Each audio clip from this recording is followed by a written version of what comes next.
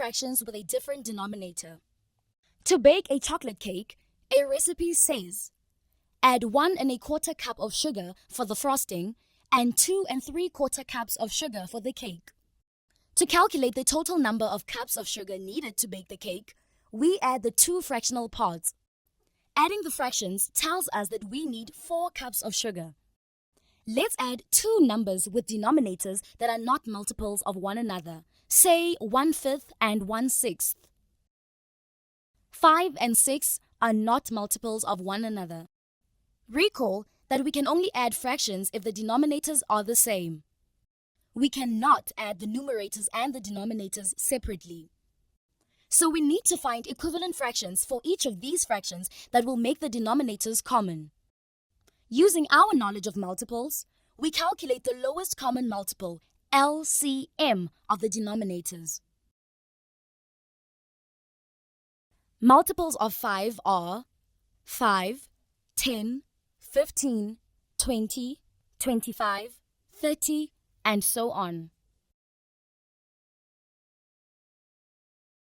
Multiples of 6 are 6, 12, 18, 24, 30, and so on.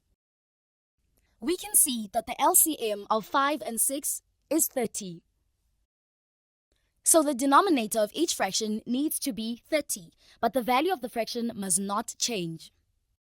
Hence, we multiply the numerator and the denominator by the same number so that its value remains unchanged.